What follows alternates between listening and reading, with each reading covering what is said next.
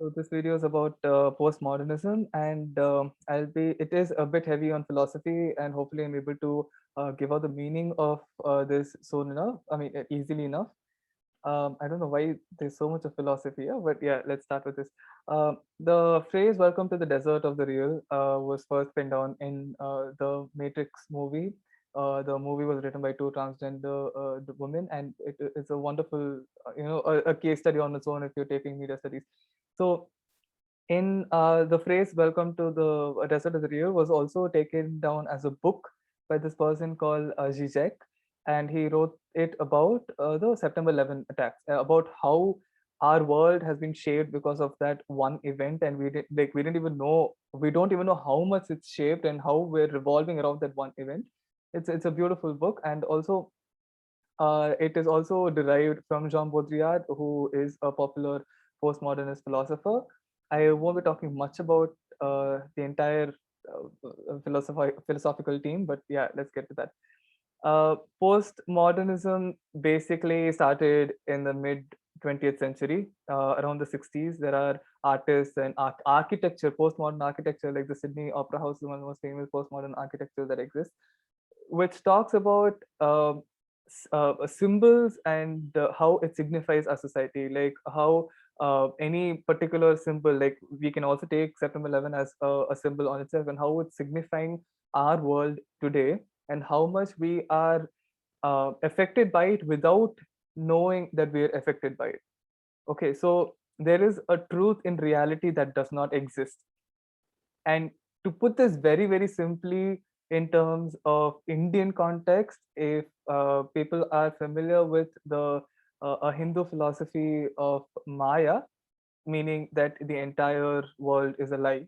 Whatever you see is a lie, whatever you feel is a lie, but you are real. There's also this theory of solipsism, and solipsism talks about how you're the only one who's real, and whatever you see is false. It is a manifestation of your brain, saying that even if you somehow cut yourself somewhere, and if you're bleeding and you say, okay fine, see, I'm bleeding, there's blood, and that means it's real. So that, according to a solipsist, would say, he would probably say that, you know what, your brain is telling you that it's real. You're probably in a game. And another, I don't know if he did it intentionally or if it was a stupid joke, but Elon Musk said this, that we're all in a video game. And people started, they started taking that a bit seriously. And yeah, that it is true. That is a postmodern philosophy, saying that you are in a simulated world. And we will be talking about simulacras and simulation in the next slide.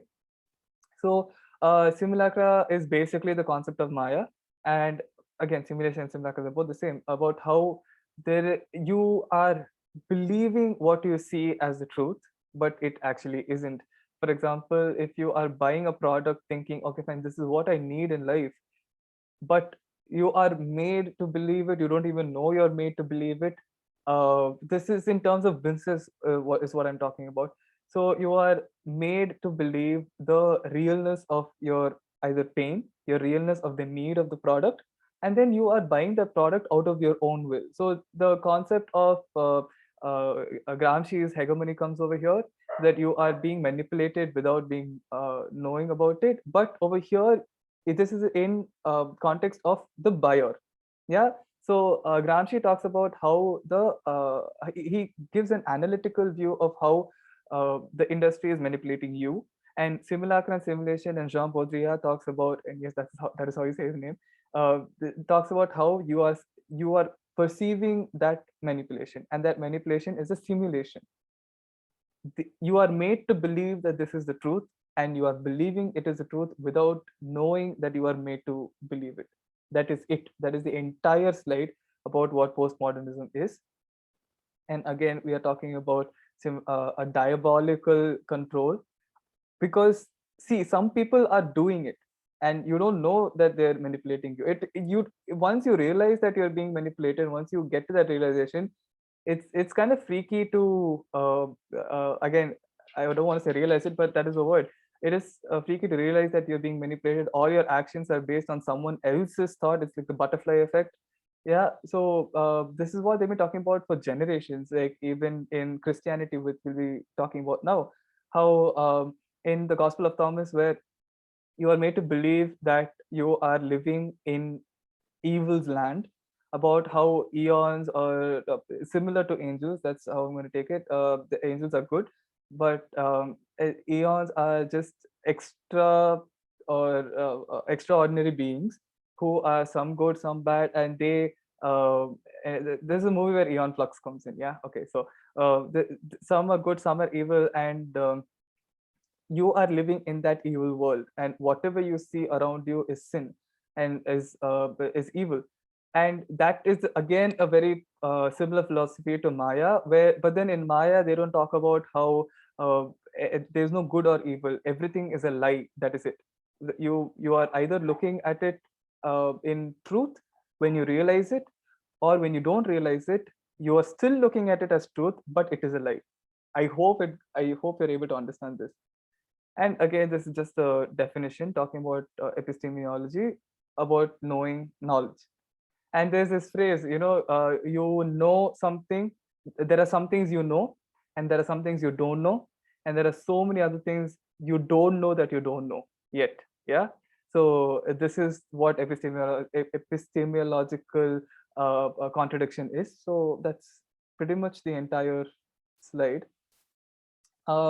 They talk about self-righteousness. They talk about what what path you're choosing, because again you are following a life of choice. Every single second of your life is a choice and you don't realize it. And for some people who took cat or zat this year, even without realizing that you might get into a college such as this, that is a choice that you made just so, and somehow you're here. That's made a huge difference in life.